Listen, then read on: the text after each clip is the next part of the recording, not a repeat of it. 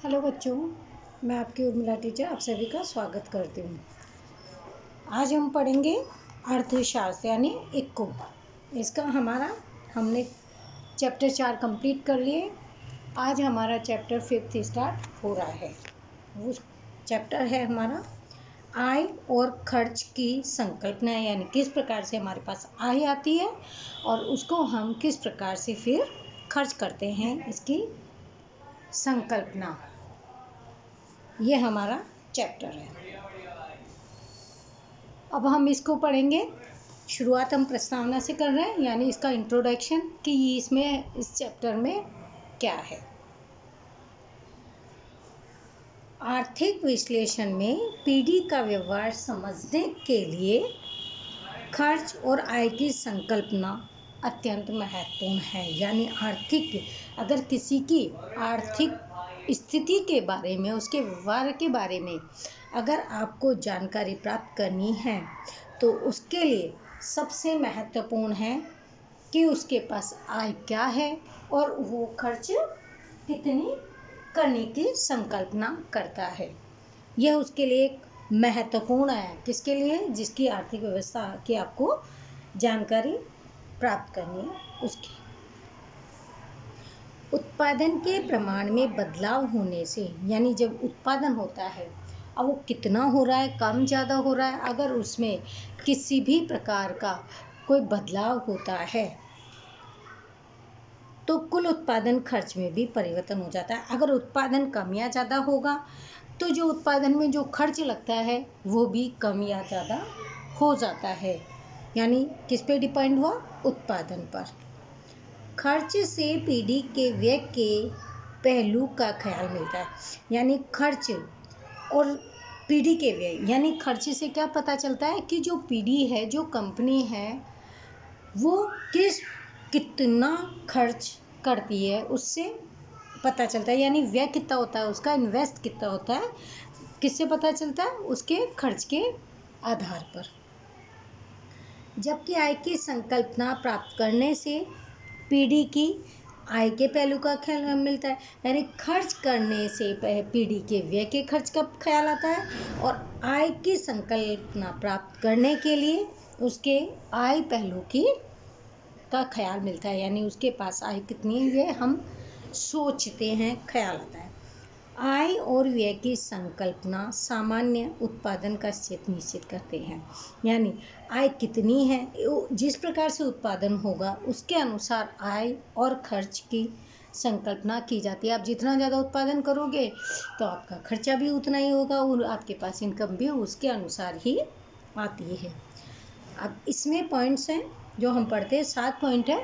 पहला हम पढ़ते हैं, पीढ़ी को अपनी वस्तु निश्चित करने में मदद मिलती है। अपनी वस्तु को किससे? आय और व्यय से।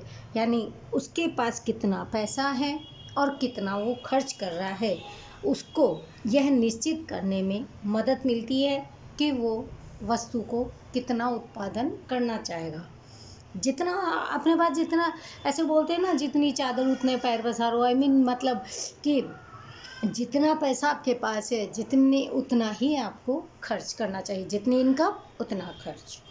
सेकंड पॉइंट है, पीढ़ी को अपना लाभ बेहतर करने में मार्गदर्शन भी मिलता है। अब पीढ़ी क्या करती है? कोई भी कंपनियां, कोई भी फैक्ट्री, गोदाम, जो भी है उत्पादक, जो भी उत्पादन करता है, वो क्या सोचते हैं कि हमें अधिक से अधिक लाभ मिले। इसके लिए क्या मार्गदर्शन, किससे मिलता है मार्गदर्शन?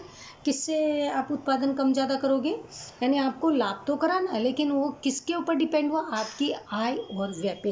यानी कितना आपके पास पैसा है और कितना आप खर्च कर रहे हो, उसके अनुसार ही आपको लाभ की प्राप्ति होगी। यानी जितना ज़्यादा खर्चा करोगे और जितना ज़्यादा आय होगी उतना ही ज़्यादा आपको लाभ की प्राप्ति भी होती है।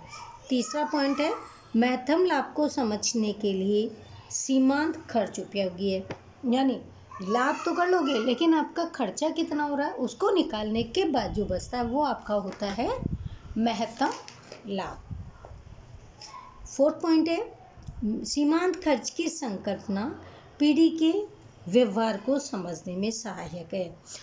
किस प्रकार से कि आप किस प्रकार से खर्चा करते हो, किस प्रकार से आपके पास लाभ प्राप्त हो रहा है, यानी आप उत्पादन में किस प्रकार से आपकी उत्पादन में इनकम हो रही है और उसके अनुसार ही आप खर्च कर रहे हो उसका पता चलता है। पांचवा है पीढ़ी कितने साधनों का निवेश करेगी। अब उसमें कौन कौन से साधन लगाए जाएंगे उत्पादन में, जो मशीनें वगैरह लगती है तो कितने साधन, यानी 1, 2, 10, 20 या कौन कौन सी मशीनें। जितना ज़्यादा साधन लगेगा जितना उतना ही खर्चा होगा।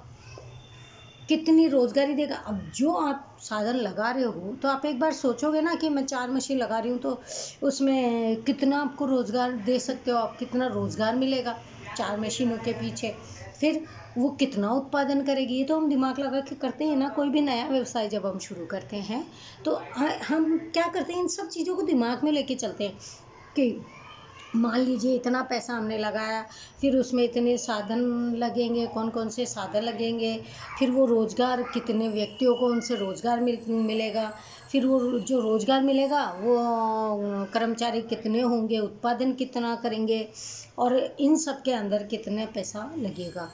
ये सब हमारे दिमाग में कब चलता है, जब हम किसी भी इकाई की स्थापना करते हैं तब। इससे संबंधित निर्णयों में आय और खर्च की संकल्पना महत्वपूर्ण भूमिका अदा करती है।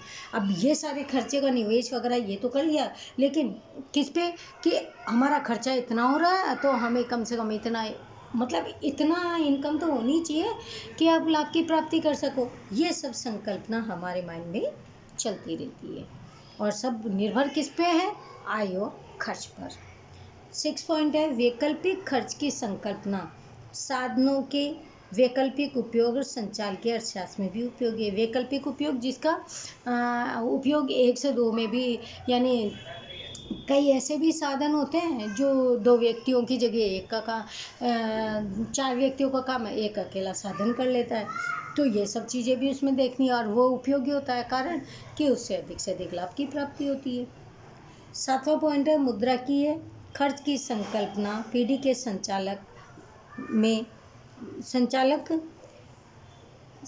में मार्गदर्शन है। यानी मुद्रा की खर्च की संकल्पना, जो पैसा जो खर्च होता है इकाई के अंदर, उसकी संकल्पना संचालन के मार्गदर्शन है। यानी संचालन कितना किया जाए। संचालन क्या सोचता है, जो चलाने वाले होते हैं, मालिक जो होते हैं, वो क्या सोचते हैं कि हम इतना खर्चा अगर कर रहे हैं, इसमें इतना पैसा हम लगा रहे हैं तो उसके बनिस्पत हमें फ़ायदा तो महत्तम होना ही चाहिए, यानी अधिक से अधिक फ़ायदे की ये चीज़ें सोचते हैं। ये 7 पॉइंट थे हमारे। उपयुक्त एवं अन्य कारणों से पीढ़ी का खर्च और आय का अध्ययन करना आवश्यकता। अब ये तो थे हमारे पॉइंट्स। इसके अलावा क्या है, और भी ऐसे कई कारण होते हैं जिनसे कि पीढ़ी का यानी इकाई का खर्चा और आय, इन दोनों की जानकारी प्राप्त करना हमारे लिए बहुत ज़रूरी है। किसी भी वस्तु या सेवा का उत्पादन करने के लिए जो रकम उपयोग में ली जाए, यानी कितना उत्पादन करना है, उसमें कितना पैसा लगेगा। बिना पैसा तो कोई उत्पादन कर ही नहीं सकता। कोई भी हो, कोई भी धंधा करो, किसी भी प्रकार का धंधा करो, उसमें व्यवसाय करो, आपको उसमें पैसा तो लगाना ही पड़ेगा, रकम लगाना ही पड़ेगा। इसलिए रकम उपयोग में जब भी कोई उत्पादन करने के लिए लगाई जाए, खर्च करनी पड़े, उसे ही उत्पादन खर्च कहते हैं। यानी ऐसी वस्तु जो उत्पादन करने, ऐसी किसी भी वस्तु या सेवा का उत्पादन करने के लिए जो रकम आप उस उत्पादन में उपयोग में लेते हो, उसे उत्पादन खर्च कहते हो। क्योंकि उत्पादन में लेने का मतलब उत्पादन में खर्च कर रहे हो, उसे उत्पादन खर्च कहते हैं। अंडरलाइन भी कर सकते हो, ये यहाँ से यहाँ तक किसी से लेके खर्च कहते हैं। सर्वप्रथम इस उत्पादन खर्च की विविध संकल्पनाओं का अध्ययन करेंगे। सबसे पहले हम क्या करेंगे, ये जो खर्च है, उत्पादन खर्च के विभिन्न संकल्पना, उनके बारे में हम पहले जानकारी प्राप्त करेंगे, यानी उनको हम पढ़ते हैं। सबसे पहले इसमें क्या है, वास्तविक खर्च, यानी जो हमारा नेट कॉन्सेप्ट जो होता है, वो कितना कॉस्ट है, कितना खर्चा हमारा होता है। वास्तव में वास्तविक खर्च क्या है, जो सारा निकालने के बाद, खर्चा वर्चा निकालने के बाद जो बचता है, वो होता है हमारा वास्तविक खर्च। वास्तविक खर्च की संकल्पना प्रविष्ट अर्थशास्त्रियों ने प्रस्तुत की है। यानी कौन से अर्थशास्त्रियों ने, जो महान अर्थशास्त्री है, जो इनके बारे में जानते हैं, उन्होंने इस अर्थशास्त्री की प्रस्तुत की है। उन्होंने यह संकल्पना उत्पादन के मूल साधन यानी उत्पादन के अंतर्गत क्या क्या साधन हमारे लगे हुए हैं, उन्होंने ये बताया, किसने, मेन अर्थशास्त्रियों ने, कि जो भी उत्पादन में जो वस्तुएं लगी है, मूल साधन जो लगे हैं वो कौन कौन से हैं, श्रम और जमीन के संदर्भ में प्रस्तुत की थी। यानी उत्पादन के मूल साधन कौन कौन से हैं, उत्पादन में कौन कौन से साधन लगाए गए हैं, उसमें श्रम कितनी है और जमीन, यानी इन सब चीज़ों की प्रस्तुति दी गई है। किंतु आधुनिक युग में पूंजी लगाने वाले और नियोजन करने वाले, यानी जो पैसा लगाते हैं और जो उसको संभालते हैं, उनके वर्ग की दृष्टि से भी विचार किया जाता है। यानी जो व्यक्ति जो पैसा लगाता है, अब वो किस प्रकार से नियोजन किया जाएगा, इनका भी विचार करना ज़रूरी है। इसके बारे में अर्थशास्त्री कहते हैं, प्रोफेसर मार्शल के मतानुसार, प्रोफेसर मार्शल क्या कहते हैं, उत्पादन प्रक्रिया में जुड़े हुए, यानी जो व्यक्ति जो उत्पादन करते हैं, ऐसी प्रक्रिया में जो जो व्यक्ति जुड़े हुए हों, श्रमिक नियोजक, सबसे पहले उसमें श्रमिक है, जो काम करने वाले जो मजदूर वगैरह होते हैं वो, पूंजीपति जो शारीरिक और मानसिक कष्ट उठाते हैं, यानी पूंजीपति जो पैसा लगाते हैं, उनको टेंशन लगी रहती है कि हम इतना उत्पादन कर पाएंगे या नहीं, हमारा जोखिम तो नहीं है, कितना पैसा है, कितना खर्चा होगा, कितनी इनकम होगी, ये सब उन्हें मानसिक कष्ट उठाते रहते हैं। जो वस्तु के उत्पादन का वास्तविक खर्च है, वो क्या होता है, उत्पादन करने में जो खर्चा जो लगाया जाता है उसे वास्तविक खर्च कहते हैं। कोई उत्पादक वस्तु में उत्पादन कार्य के लिए जो पूंजी खर्च करता है, यानी उत्पादक है ना, वस्तु में उत्पादन का काम करता है, उत्पादक क्या करता है, वस्तुओं को उत्पादन करता है, यानी बनाता है, उसके लिए जो पूंजी खर्च करता है, यानी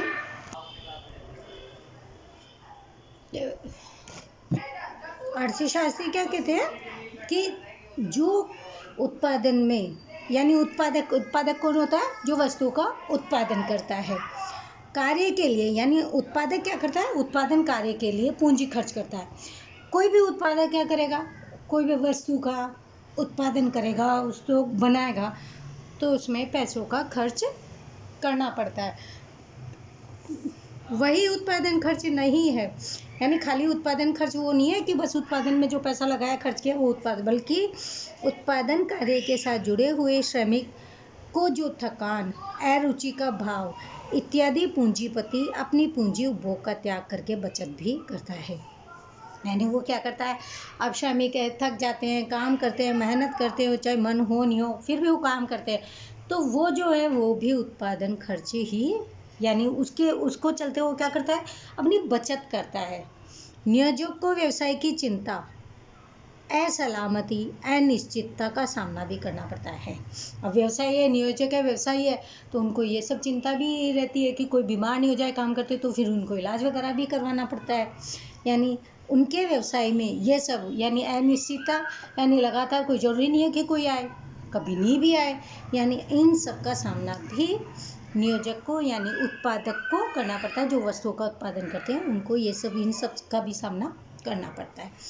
इन सभी का समावेश वास्तविक खर्च में हो जाता है। अब ये जो खर्चा है, ये सारा, ये सब वास्तविक खर्च कहलाता है।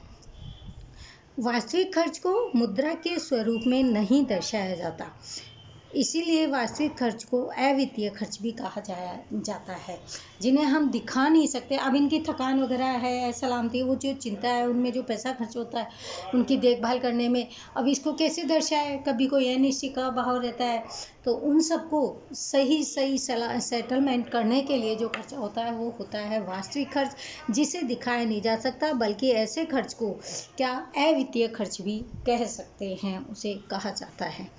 प्रोफेसर मार्शल के मतानुसार उत्पादन के साधन, यानी प्रोफेसर मार्शल क्या कहते हैं कि जो वस्तुओं के, जो भी उत्पादन के जो साधन हैं, इस वास्तविक खर्च का सामना करते हैं।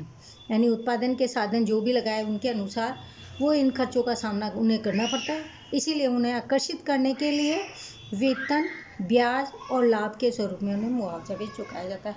प्रोफेसर मार्शल कह रहे हैं कि जो भी वास्तविक खर्च का जो भी सामना करता है, उसके लिए क्या होता है, उन्हें आकर्षित करने के लिए वेतन दिया जाता है, ब्याज दिया जाता है और अधिक लाभ देने के लिए, यानी उन्हें किसी भी प्रकार से मुआवजा, इस प्रकार से मुआवजा देने का उनका मेन मकसद यही है कि उन्हें आकर्षित करना। आकर्षित करेंगे तो वो थकान, आलस, अनिश्चित, ये सब चीज़ों से दूर हो जाएंगे, ताकि वो और ज़्यादा मेहनत करेंगे और उत्पादन करेंगे, और उससे क्या होगा, इकाई को फायदा होगा, उत्पादक को फायदा होगा। वास्तविक खर्च के मापने में कठिनाइयाँ। अब हमारा पॉइंट है, वास्तविक खर्च में थकान, अरुचि, कष्ट, त्याग, चिंता का समावेश होता है। यानी वास्तविक खर्च में क्या क्या होता है, थकान हुई, अरुचि हुई, यानी बिना मन से काम करना, तकलीफ, त्यागना, चिंता, इन सब का समावेश किसके अंतर्गत आता है, वास्तविक खर्च के अंतर्गत आता है।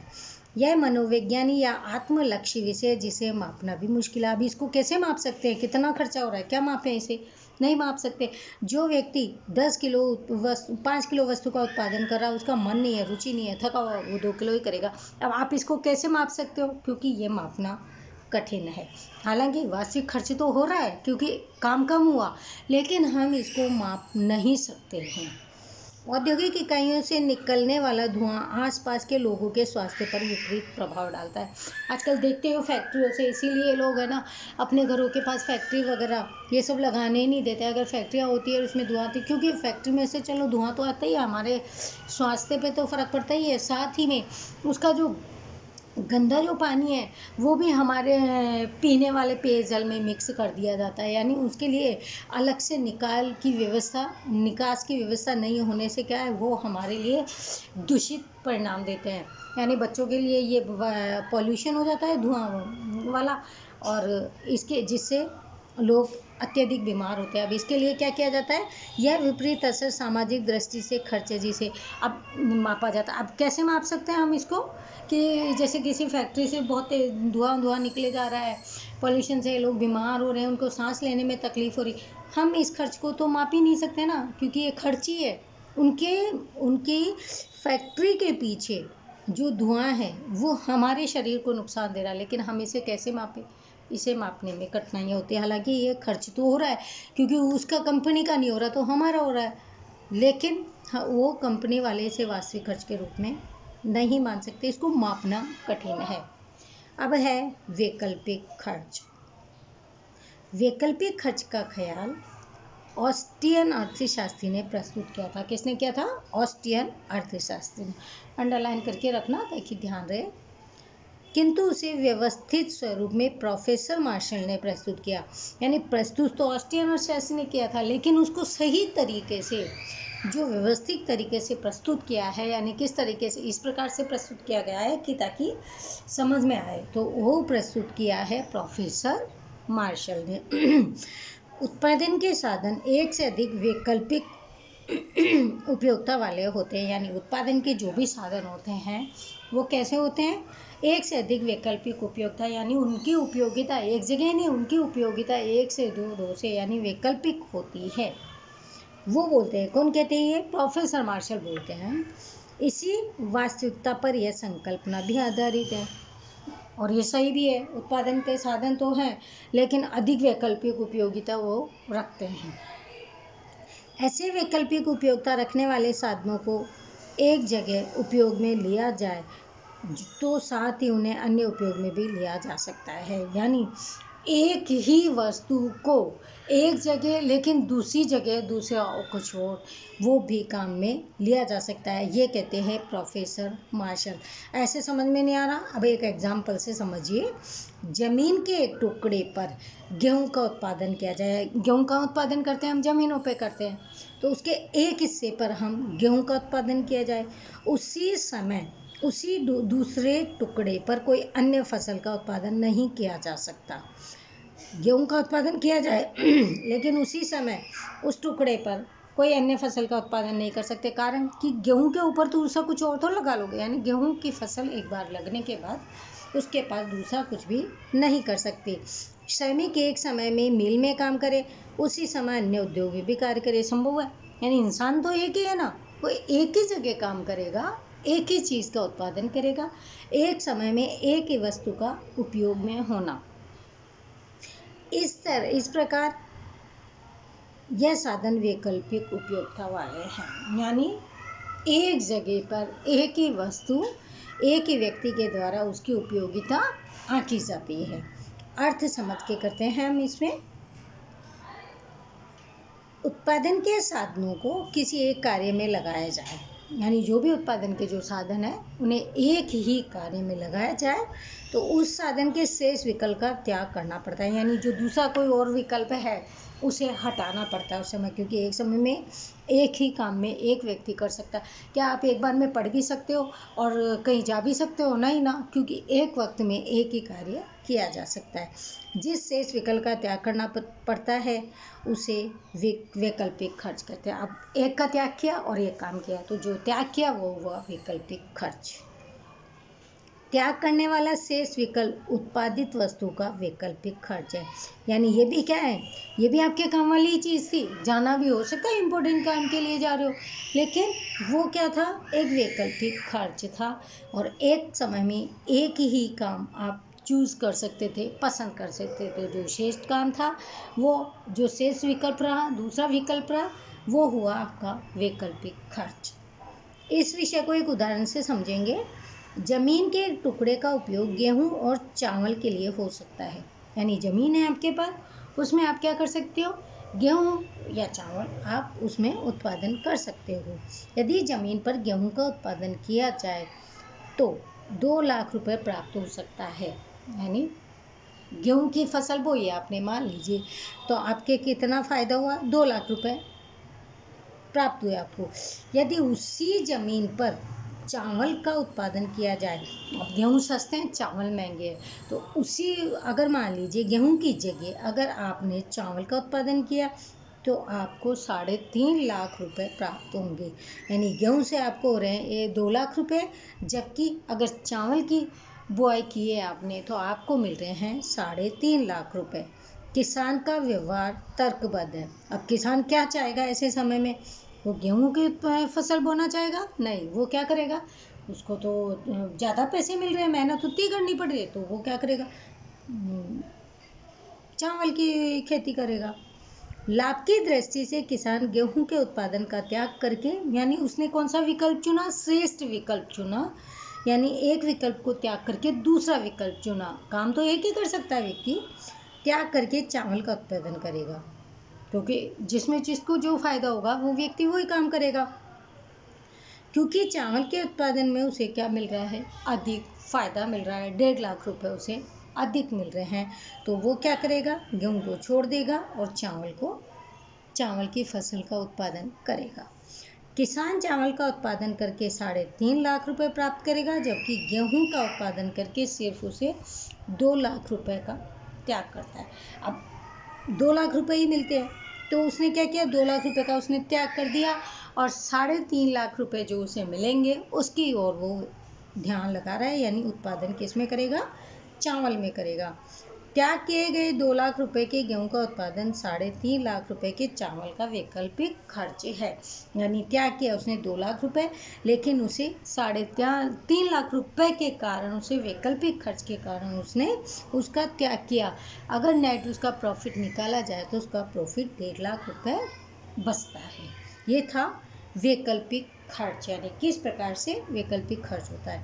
अब वैकल्पिक खर्च के मापने की कठिनाइयाँ जो 2 होती है उसे हम पढ़ते हैं अभी।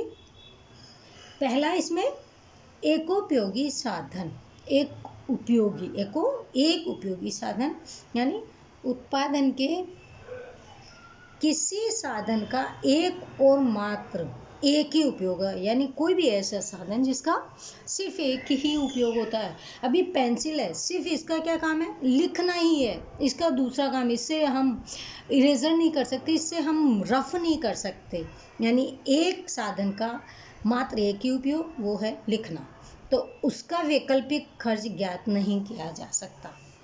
उदाहरण, घास के ऐसे मैदान जहाँ घास के अलावा कुछ भी उगाया नहीं जा सकता, ऐसा ही बेरोजगार व्यक्ति के विषय में होता है। अब जहाँ घास उगती है आप वहाँ पे फसल नहीं उगा सकते हो, क्योंकि वो कोई दूसरा आपके पास विकल्प ही नहीं है, उसके पास कोई, तो व्यक्ति क्या होगा, बेरोजगार होगा, क्योंकि उसके पास कोई और दूसरा कोई उपाय ही नहीं है। अब करे तो क्या करे, उसके पास दूसरा काम नहीं होता, इसलिए उसका वैकल्पिक खर्च कैसे गिना जाए। अब उसके पास उस व्यक्ति के पास कोई काम ही नहीं है, तो उसका खर्च भी कैसे गिन सकते हो आप। क्या खर्चा कर रहा है वो, कुछ ही नहीं, क्योंकि वो घास उगेगी तो घास ही उगेगी, वहाँ दूसरी वस्तु का उत्पादन नहीं किया जा सकता। ये था हमारा एक उपयोगी साधन। दूसरा है विशिष्ट उपयोगिता वाले साधन, यानी जिसकी उपयोगिता विशिष्ट होती है, महत्वपूर्ण होती है वो। यदि उत्पादन के साधन विशिष्ट प्रकार के स्पेसिफिक फैक्टर हो तो यह ख्याल उपयोगी है।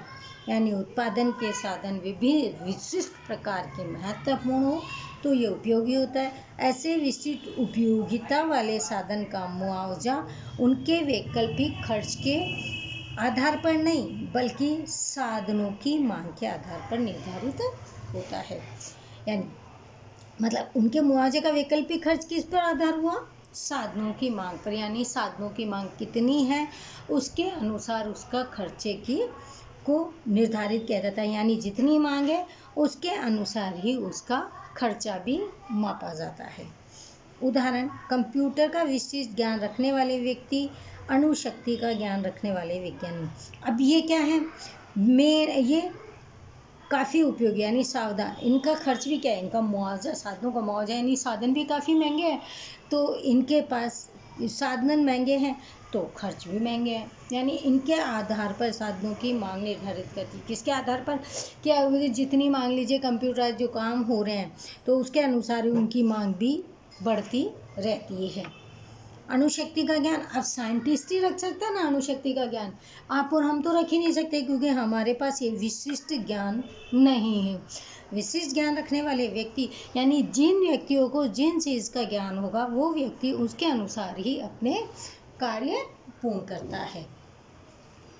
ये था वैकल्पिक खर्च के मापन की कठिनाई है। ये दो थी, एक उपयोगी साधन और विशिष्ट साधन। तो आज हमने आय और खर्च की संकल्पना करी। इसको शॉर्ट में एक बार फिर फटाफट बता देती हूँ कि ये क्या है। आय और खर्च किस पर निर्भर करता है, आर्थिक स्थिति की किसी की चीज़ की जानकारी प्राप्त करनी हो तो उसके आय और खर्चे पर ही निर्भर रहती है। अगर व्यवसाय के शुरू करना हो तो वो भी खर्चा किस प्रकार से करेगा, जिस प्रकार से उसकी इनकम होगी, वो व्यक्ति अपनी इकाई में, उद्योगों में उतना ही खर्च करेगा जितनी उसको अनुमानित आय प्राप्त होती है, उसके अनुसार ही वे साधन का उपयोग करेगा।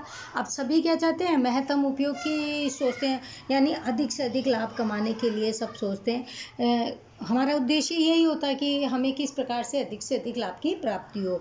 तो उसी प्रकार से किसान वगैरह भी हो, चाहे मजदूर वगैरह हो या उत्पादक हो, कोई किसी भी प्रकार का कोई भी उत्पादक हो, उसे अपने अधिक से अधिक फायदे के लिए, यानी उनके पास विकल्प होते हैं, उनको वो विकल्प चुनना शेष रहता है जिसमें उन्हें अधिक से अधिक लाभ की प्राप्ति हो, वो व्यक्ति उसी विकल्प को चुनते हैं।